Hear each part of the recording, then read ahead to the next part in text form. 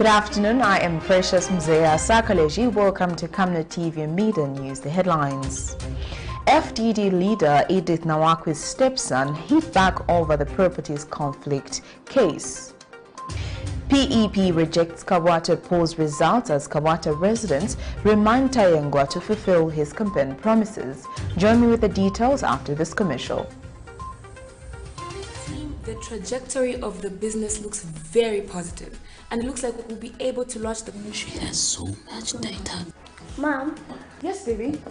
It says here, global warming and climate change is caused by the pollution from careless activities of human beings. Wow! Son, do you know I can turn my phone into a TV remote? How's that possible?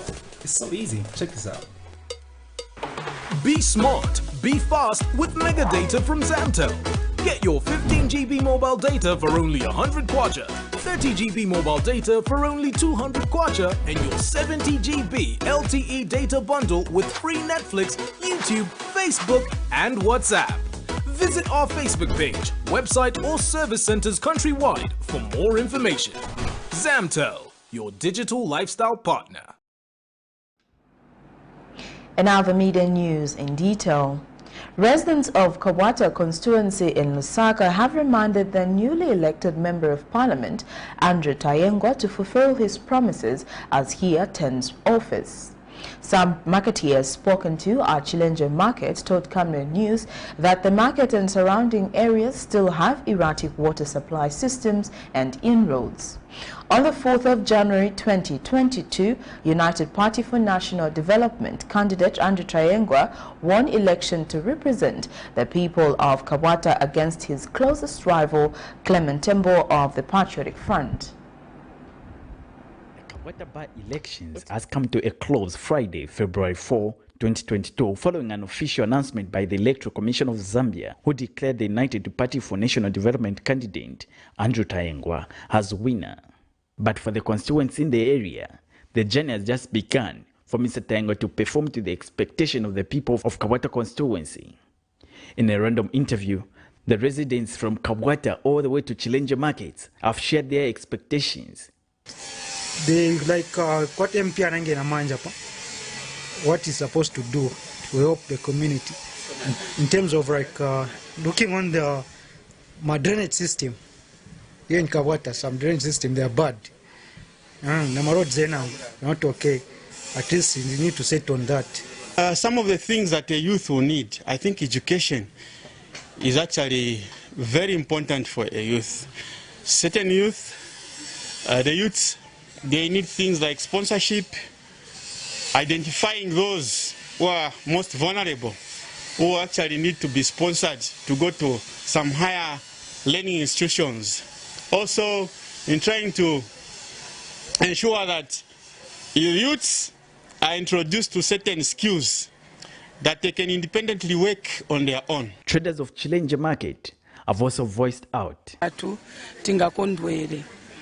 Era chinango muno mwatu mu Chilenje Market tina problem ya manzi kuja kupumpisia choka so chitanki chija mama yamangenesa che mabaketi kutapa manzi so kumwa ya mangala yovuta ero uchome ugule manzi ni 150 per day upeleke ku toilet ni 200 kwacha manje nchipazi per day uza spending azingati at least sembe kumanzi tikumwa chabe yochoka kupompi direct ngayalibu ino manti mayopa kumwa manzi aje. What we want is that vendors, they should come inside.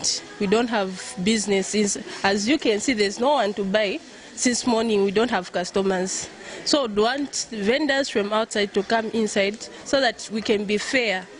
To the youth, this is the time for them to be empowered as they echo their call for necessary tools so that they too contribute to the national economy. Tanzako ma youth yako ati kuwa pushing inako vijana vako ati kairi ni wambiri ma youth wali mu KABWATA vako ati wanatiriza ma schools vankala che walibe sometimes walibe bantu wakutanga batandeze kutwa bainde kuma college okuyambaza ma works. So at least for MP, if maybe he can do something to the youth, maybe I think KABWATA it can be a very good constituency. Like for my youths for Bambi, that quite apaku mokuboko, na batuleta free education. No mbanga tuaya kuja ku school, kuri free education. Ama books tulefuaika quite okay badi tulaya ama books so tulefuaya ama books ama buses ngofo balela ndabeni tatulefuaya obufi mumo youth empowerment sewa come back. That's the most important thing. Na bambi kungo enda cha benchi to tiribe so at least wakatushitako empower bed. They have since reminded the Member of Parliament elect to stick to his promises as he gets into office. Alex Shimba, Camnet News in Lusaka. The opposition Patriots for Economic Progress has rejected the results in the just-ended KABWATA parliamentary by-election as a true reflection of the free will of the people of KABWATA constituency. Party President Sean Tembo explains that this is because of the violence which was perpetrated against his party members and supporters by the ruling UPND party. Mr. Tembo has cited an incident he claims happened on the 28th of December 2021 during the first nomination process and the second being on the nomination exercise undertaken on the 20th of January 2022 where he alleged his party members were attacked. In this regard, the opposition leader has refused to accept defeat in the KABWATA parliamentary by-election, expressing intent to petition the election. The Patriots for Economic Progress candidate Henry Muleya only managed to poll 30 votes out of the total vote cast of 27,677, making him the least amongst 9 candidates. Have learned of the results of the KABWATA parliamentary by-election this morning, and we want to state that we do not agree with the results of that by-election because of the intimidation that our members and supporters suffered at the hands of the ruling UPND party. Starting from the day of nominations, our people were attacked right at the nomination center there, and this is a case which is before the police. And despite the assailants being identified by the victims, the police did not arrest anybody. And again, this violence followed us during the second nomination process, which was done at St. Patrick's on the 20th of January, which caused our candidate, Mr. Muleya, to file his nomination after hours and not during the time that had been allocated to him. So we believe that all these factors put together actually prevented people from voting for our candidate and even associating with us for fear of being victimized by the ruling party. In other news, Forum for Democracy and Development leader EDITH NAWAKWI'S stepson has told the Lusaka High Court that a day before their father's burial, Ms. NAWAKWI'S family demanded for a dowry, failure to which his father was not going to be buried. This is in a matter in which Ms. NAWAKWI, an opposition political leader, has dragged her stepson to court over the administratorship of her late husband Geoffrey Hambulo's estate. According to an affidavit in opposition of an expert sermon, Mulundu Hambulo states that despite his father refusing to pay for her bride price while he was alive, Ms. NAWAKWI'S family requested that it be done in order to signify existence of the marriage to the late. The controversy surrounding the administration of the estate of the late Geoffrey Hambulo has intensified as the deceased children have maintained that EDITH NAWAKWI was not married to their father and no dowry was paid to her family. Son of the late Hambulo, Mulundu, has revealed that prior to his father's burial, Ms. NAWAKWI'S family suggested that the late Hambulo should not be buried until his family paid a dowry to signify the existence of the marriage. This is in a matter in which Forum for Democracy and Development leader NAWAKWI has dragged two of her stepsons to court over the administratorship of their father's property. She wants the Lusaka High Court to restrain Mulundu and Mwemba Hambulo from acting as administrators and to stop performing any actions that affect the management of Geoffrey Hambulo's estate.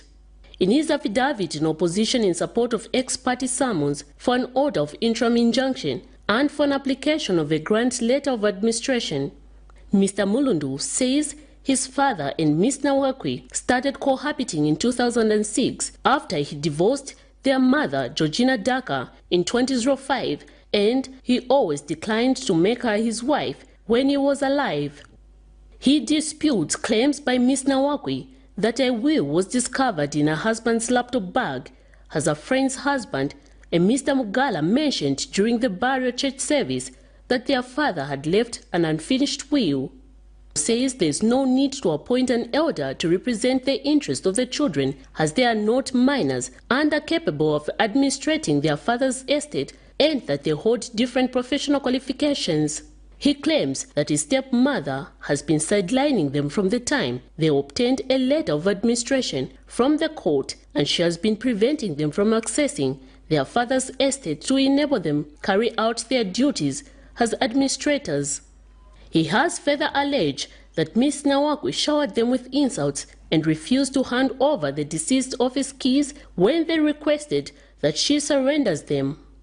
Mulundu submits before court that his stepmother is not willing to hand over the affairs of their father's estate to them, and she imposed herself as the sole administrator without obtaining authority from the court.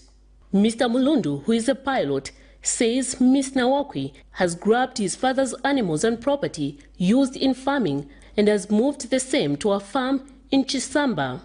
The respondent has since urged the court not to grant Ms. NAWAKWI an injunction restraining them from executing their duties as administrators, as he fears that Ms. NAWAKWI might misappropriate the property and that the beneficiaries will lose out. Miriam Kemba, reporting for Camnet TV News. The Cleaning Association of Zambia has given a 60-day ultimatum to Kansanshi Mining, in which it must rescind its decision to award a foreign company a contract to undertake laundry services which can be done by local firms. Association President Lawrence Makumbi since presented a petition to Kansanshi Mines and the provincial administration in the northwestern province to rescind the decision to award a contract to a foreign cleaning firm. Mr. Makumbi says Zambians cannot be relegated to specters in their own country. He says if the provincial administration and the mine fails to reverse the deception, they will escalate the matter to President Hakainde Hichilema. The Association of Zambia, with all its members, are very disappointed with the recent offer by Kansanshi Mining to a foreign cleaning company to start doing laundry services. The contract number is KMP 2656, which is laundry services at Kansanshi Mine. We are disappointed because laundry services are a service that Zambians can do. We have a statutory instrument, number 22 of 2019, which makes cleaning a preserve of Zambians and Zambians only. We are disappointed because the New Dawn government is a government that has said is going to support the people of Zambia and the entrepreneurs that are in the country doing small business. Hence, we are calling upon President Hakainde Hichilema. We are calling upon the Minister of Mines. We are calling upon the Minister of SMEs to quickly come to our aid. And right now, we are giving Kansanshi an ultimatum of 60 days to make sure that they rescind this decision of washing of uniforms, washing of stockings, washing of underwear for miners at Kansanshi.